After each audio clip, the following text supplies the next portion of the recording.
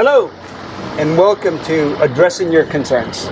My name is Jesse F. Fuentes, and I'm so glad and honored to be here before you this evening in beautiful downtown Eagle Pass at the corner of Main and Madison, right across from our beautiful historic Maverick County Courthouse. And I'm honored to say that I have some company with me today. I have part of our Eagle Pass Border Coalition board members, and I'm going to let them introduce themselves to you. Good afternoon. My name is Alicia Gonzalez, and I'm a voluntary board member of the Eagle Pass Border Coalition. Hi, everybody. I'm Jose Alonso Corpus. I'm also a volunteer board member for the Eagle Pass Border Coalition, and I'm also an impacted community member by the Puerto Verde project. Awesome. Well, ladies and gentlemen out there, the reason that we're here, beautiful downtown Eagle Pass, is to bring attention to the beauty of our community, its history, its culture, its beginnings, and we're concerned as an organization about a certain project that concept was developed maybe 2 or 3 years ago.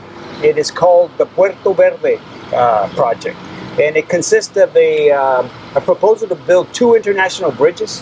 One would be a rail, and the other one would be for commercial freight only. And we're about to have a Puerto Verde town hall coming up this weekend. And the whole idea of addressing your concerns is to let you know that we're going to be at the International Center for Trade at the Eagle Pass location in the East Room from 3 to 5 on Saturday, September the 6th. And we hope to have you there. But this is kind of like a precursor to that event, just to let you know that about some of the subject matter that might be discussed there. And we're going to try to discuss several subjects with you tonight to let you know that we're concerned, and that you should be concerned too, because we feel that sometimes full transparency has not been really expressed. So we're concerned about that, and we're going to have a discussion out here in beautiful Main Street to give you an idea of what is the subject matter that's going to be discussed at this town hall meeting for this Saturday. So I was wondering if I could kick it off, Jose and Alicia, with something that, of course, is a primal concern for me. It is the environment. And I know that when I heard about Puerto Verde, I was concerned about what was going to happen to Seco Creek and Elm Creek, and also the way that we're going to move millions of tons of dirt to try to elevate these bridges up to 60 feet tall. That meant building these huge earthen mounds and just making a flooding zone even worse. Because where's that all that water going to go? So that was one of my main concerns, and I wondered if you guys can help me out with that and see your perspective about Puerto Verde being proposed in a flood zone area, FEMA regular or designated flood zone. What do you think? Anita, you want to go first? Yes. Oh, yes, definitely. And that's one of my main concerns, because people will know that Seco Mines, like you said, it's in a flood zone. We flooded. I personally have flooded twice. My mom, that lives next door to me, has flooded many times. So it is a concern, because as it is, we have that flooding problem that has not been addressed. And now we have this railway, this bridge, that is just going to exacerbate this problem, because we don't know what's going to happen. They have not given us clear direction as what is going to happen, even how is it going to look. Because you know that when they came here to the ICT to make that presentation, that if you want to call it that, nothing was shared with us. There are no pictures as far as how it was going to look, who is going to be responsible if that is built and we get flooded again. I have a quick question, Alicia. When your house was flooded, did it go just a little bit into your house? Did it go a lot? Or? No. This 2013 was the first time that my house got flooded, and it was 5 feet. Oh my! 5 feet. We lost everything. Oh my! We lost everything. And can you imagine them building these 30-foot earthen mounds and holding the water back? If 5 feet went into your house, can you imagine what would happen if those mounds would stop the water, the natural water flow? The water flow, exactly. You would triple that.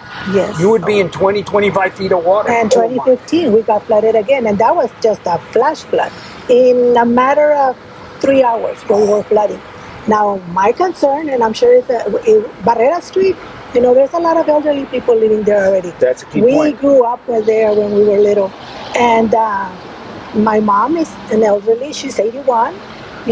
My sister, which she lives next door to me, has mobility issues. So in a case like that, when it's like a flash flood and something like that happens, how can we move? Exactly. And Exactly. my neighbors too. So has I'm anyone concerned addressed for those everybody. concerns with you? Not at all. They turned deaf ears on that because And that's key it's because something that is very concerning. all they do is want to push and push and push. Jose, have you felt any pressure? You live in the impact Yes, area. I also live in the impacted area. In fact, I live maybe I think a little bit less than 1,000 feet from the proposed project. And what I've noticed, they're claiming that the flood, especially the Seco Creek. Let me tell you, I've recorded it at least 2 floodings in the past 3 months. So I'm talking about from May till today. I've seen that creek flood at least 2 times. Wow. Right. I also noticed that the runoff of the water is coming from south of 277 del Rio, Right. ¿verdad? Right off the Casino Grocery, Right. running down all the way to that creek. But also the runoff is also from the north side, Yeah. right? So all that water eventually, run off to that Yeah, because creek. it's in a hill It area is in and a it hill. runs with. So unfortunately, there has been a lot of confusion and a lot of misinformation about the scope of the project, right? Right. We unfortunately have been ignored, right, by our elected officials. We have tried numerous times to meet with them and try to get the answers, right? How the community is gonna get impacted, right? Up to now, what we have heard from them is only that that this project is moving forward and they're not gonna stop it, right? For us, I truly believe this project will not bring any good benefit to the community, right?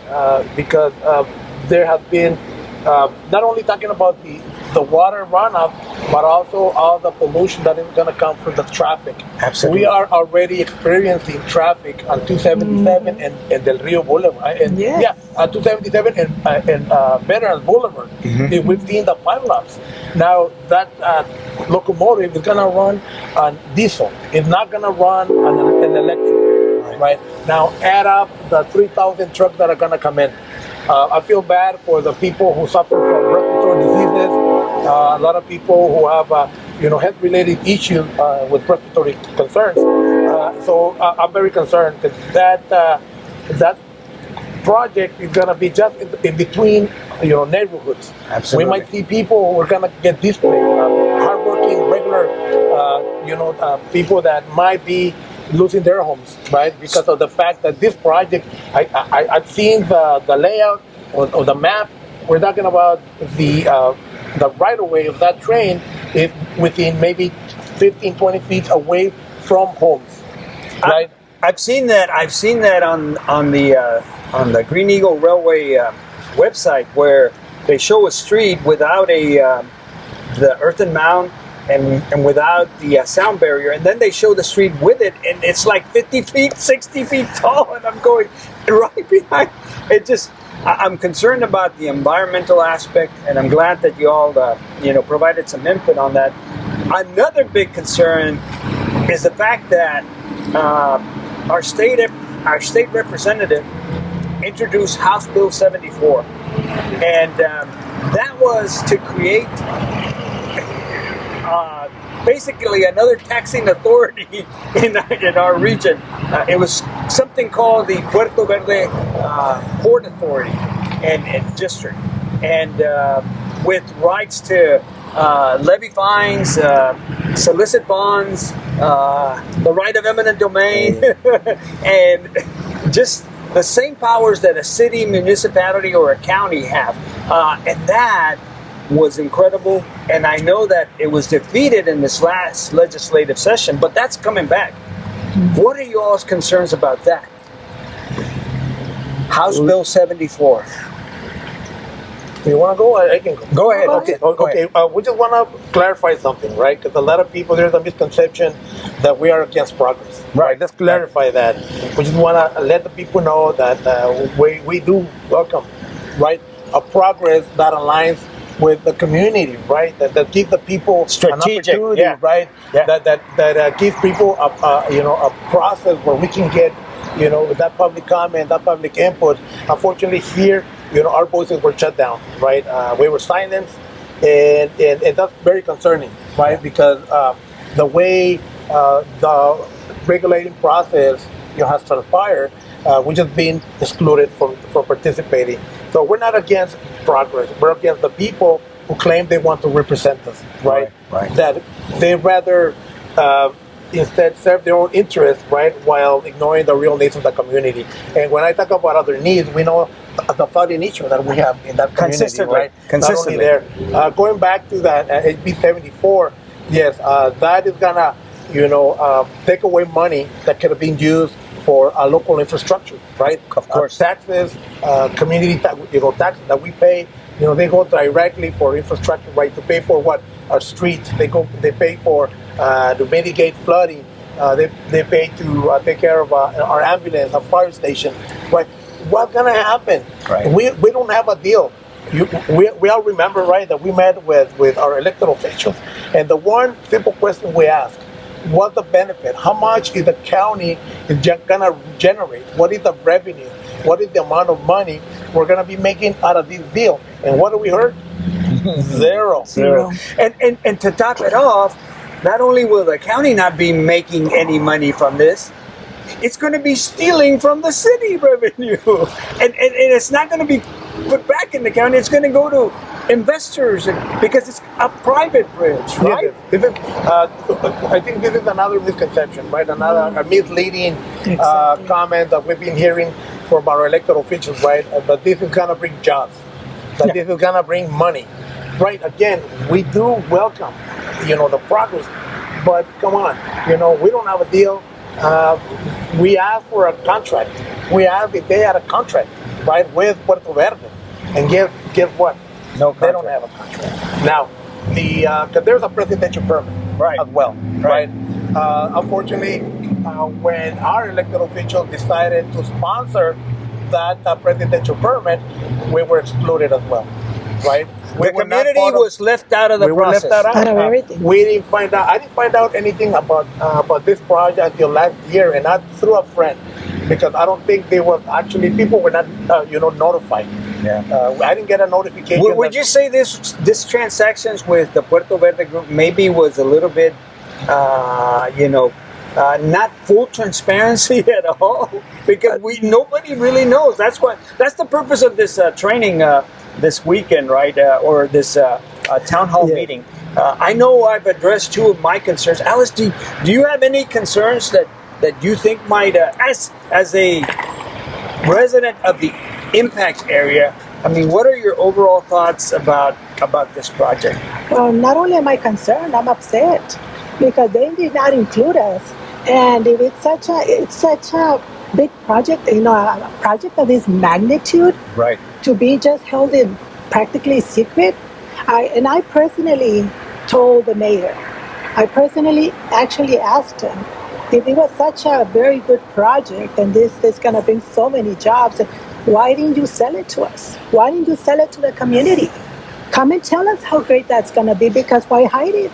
There's nothing to hide. Tell us everything that's great about it. And he said, well, I could have done a better job. Yes, you could have done a better job. And that's interesting that you mentioned that, because I did see the billboard somewhere out there that said 250,000 jobs. I go, wow, that means the population of Eagle Pass is going to increase by 10 times. And I'm going, oh my. And they did a real good job of snowballing and diversion and lying, but the people haven't been included, and a lot of people haven't been informed. And I know that you live in the impact area, which when they introduced the first map, it had like a toxic waste dump right in the center of it. And I'm Yes. going, really? So, Jose, would you like to elaborate on that? Let me Next to let your me talk to house. you about the waste pit. They're talking about a hazmat waste Yeah. pit that is being proposed, and just to get some location sighting is at the end of Richard Road. Oh, wow. Right at the end of Richard Road, and I think that's behind the Sept Mines Head Start. Head Start. Right, The Head Start Center. I always say less than a half a mile from the Head Start. Wow. Now we don't know what kind of chemical they're gonna put in case of an emergency, of course, right? But what happens if we do have a real accident, right? What happens if we have a derailment, right, in that creek, and then there is a flooding and there's water in there? I've seen the flow of that creek. That's the flow of the rainwater travels west. Yeah. Towards the Rio Grande. Yes. Yeah. It is concerning for me, Yeah. right? Because I think I'm pretty sure that's the only source of drinking water that we have. Less than half a mile is the intake valve. Intake. We've seen in the past that I've noticed through media that there has been at least 2 derailments this year, right? Between this year and last. One in Pecos happened last year. Right. I'm not sure this year, but Well, there it was just another happened, derailment I don't know here the in date. Texas. Yeah. So I think the sighting it is unsafe. I mean, we brought it up with the Surface Transportation Board. We discussed it when they came in. Right back in September last year, April. I remember when they had It the was April. Right. comment, and then we came back again when they had the draft environmental impact statement, and we addressed the derailment issue. Right, we addressed the health concerns. Right, we also addressed the one of the major concerns that I have. It's about pollution. Right, it's the amount of pollution that we're gonna get from those projects. It's gonna be, we're gonna have to take the burden, right? And that's a concern of mine because we were waiting for the Surface Transportation Board to release their final environmental impact statement, and they released it. And I go, oh my! It doesn't mention all the problems that we have. It doesn't mention. No. It doesn't give us clarity. It's just like a rubber stamp, and I'm going. Exactly. Really? So, I mean, I don't know, Alicia. What aspect do you think? How do the people of Seco Mines feel about it? If you could speak for the people of Seco Mines, how do they feel about it? We don't want it. We don't want it. It's dangerous. The flooding, environmental, everything. Like, we don't want it. And I was gonna say that a lot of people think that, oh, this is a Seco Mines problem. No. And that's a very big misconception because it's gonna affect all of us. Absolutely. All of us, including the people in the city. Absolutely. Because if the city loses revenue, how are they gonna make it up? They're going to raise We're gonna taxes. raise Exactly. They're going to raise taxes. So I it's just all of us. Yeah, and again, going back to the money that the city and the county use for infrastructure, right? To make our community a better community to live in, right? So we're gonna see all of these revenue losses. How they're gonna make up for those revenues? They're gonna have to increase the taxes for the Eagle Pass people, and they don't even know it.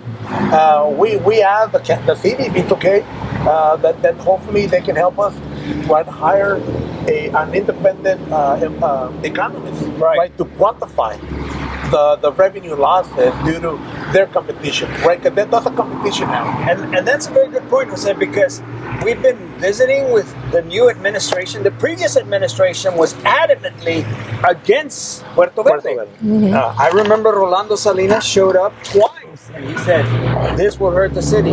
This will hurt the city. Now, we're supposed to get information from the city before this town hall to find out what their stance is. I'm hoping that this new administration will have the similar stand to say, hey, anything that's going to hurt the city, we're against it. But that's a wait and see thing. Hopefully we'll find out before the town hall.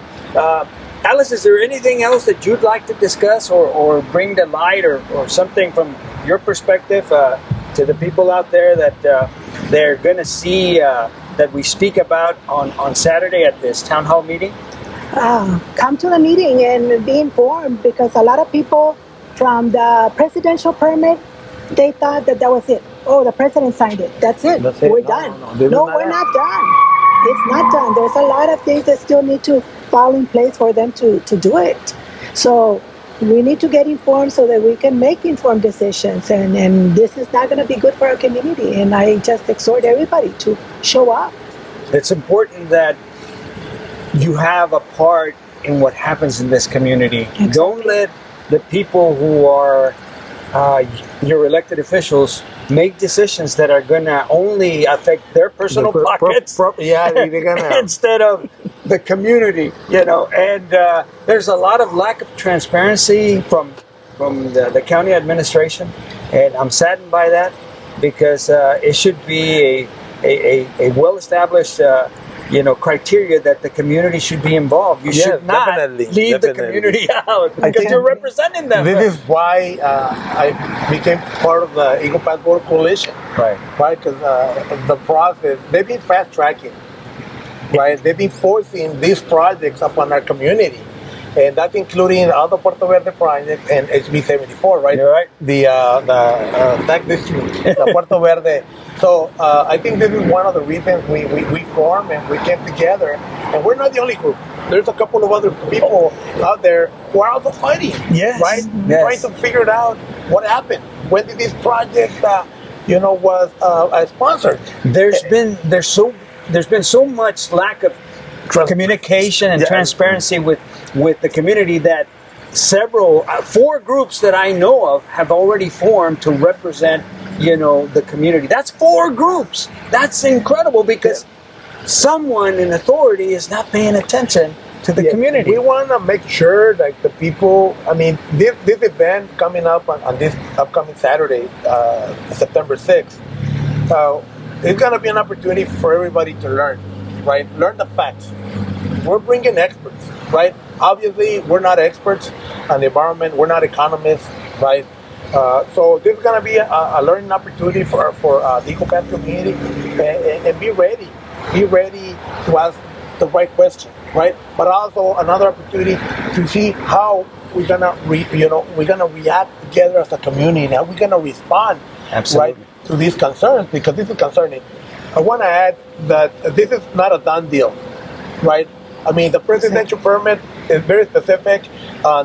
There's 14 items, and all the 14 are requirements before, that the Puerto Verde had to meet all these requirements before they can even initiate to construct.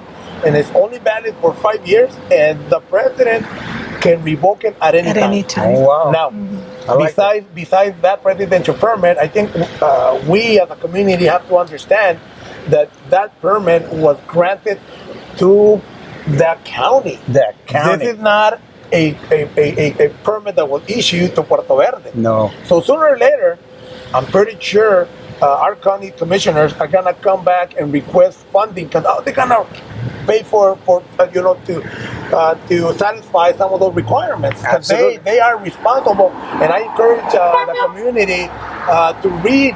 It's only a page and a half.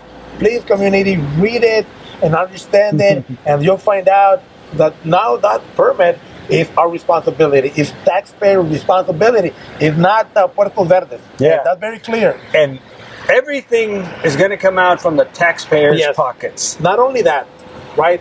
They also have to come, fulfill other state, federal, and local, requirements. That's good. So we're talking about runoff water permit. We're talking about. Let me see. There's a couple of here. I got the TCQ, Clean Water Act, construction stormwater coverage, and that's at the federal level. I'm sorry, at the state level, right?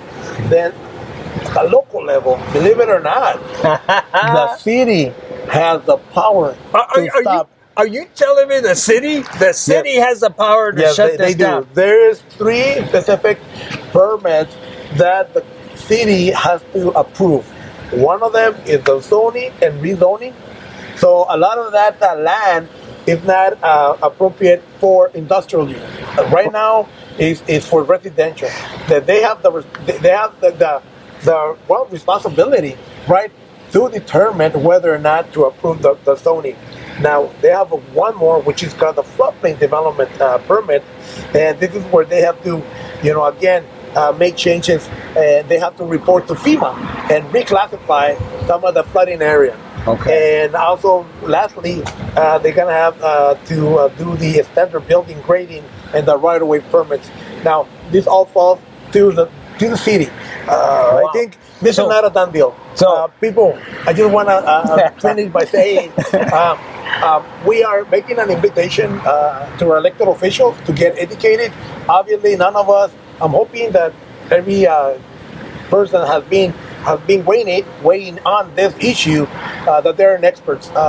So we're giving them an opportunity to come and educate ourselves about the scope of this big project. so the excuse of it's happening in the county, it won't affect me in the city. No. It will affect you. It'll affect everybody. And the city has the power to basically put an X on it and say no. So it'll be important to find out this coming Saturday as to where the city stands on it. I hope, Yes. Mr. Valdez, if you're listening, that you commit to making sure that it doesn't happen and that the people's voices are heard, and hopefully you can be on the winning side like you were for your position. We just want to make the right thing, right, for the people. Make the right. We have to have that still that humane side inside our hearts. A lot of people are gonna get affected. Yeah. A lot of my biggest concern is a lot of the elders that live in that Cenizo Road, right? That they've been an entire life there to build their homes, and more than likely they're gonna be affected. Yeah. They're gonna be displaced. Yeah. Their health is gonna degrade over time. So we're just asking our elected officials to touch their hearts. There's nothing wrong with moving a project. There's nothing wrong with choosing people over money. It is okay. It is okay to represent the people the way they should be representing us. And I believe the county spent like almost $200,000 to do a study that said the best location for this bridge was somewhere out at Highway 77 North and 480, the intersection of 480 Loop. That's recorded in public records. The county spent the money. Why not? Why did they deviate from that decision? Why? So I'm saying for the benefit of the community, for the benefit of our future, we're not against progress. We're just against, we're for strategic planning. It is about siting, and it's about people, right? About people, people's properties, people's health, protecting our environment, right? Those are what the things that really matter, right? Absolutely. At the end, it's people. I mean, and including us, including the community, in this the entire community, right? Because we want a stake in our community. We want to be involved in the growth, and there's enough interest that 4 nonprofit organizations in Maverick County have popped up to assist the people that are not being assisted by our elected officials. So, elected officials, understand that nonprofit organizations are viable organizations to work with, and that we have the best interest, just like you do, to do what's right for the people. I know that we're going to wrap this up here in beautiful downtown. I just love the lights behind me. I don't know if you guys see the lights. The lights are beautiful. And the beautiful county courthouse there. I'm so thankful that we are here, that we had an opportunity to come to downtown and get a chance to converse, have a good conversation. Do you have any closing thoughts, Jose? Well, again, if we're making the call, right, for elected officials, please, if you have the time, attend the meeting, listen for yourself, right? Listen from the experts. Unfortunately, none of us could, maybe not in my capacity, I could have read the 800-page environmental impact statement, right? I don't think I would have even the capacity to understand the content. Now, this is why we're bringing the experts to help us break it down in simple terms, in terms that you and I can understand, right? Absolutely. Not using those scientific tables. Because I just browsed through that big book there. It was a huge, study there. It scared me, right? It's scary. You're I right. don't know the content. So we were lucky enough to raise money to pay an environmental scientist. And this is a scientist that is going to come here and help us breaking it down. So don't miss it. We're also going to have an attorney, by the way. We're going to have an online attorney. He's going to be online, and he's going to talk to us about, our legal rights. He's going to talk to us about our own option as well. ¿Verdad? Of course. So please be there and just be there and be prepared to ask questions. Don't be afraid. Learn what's going on in the community.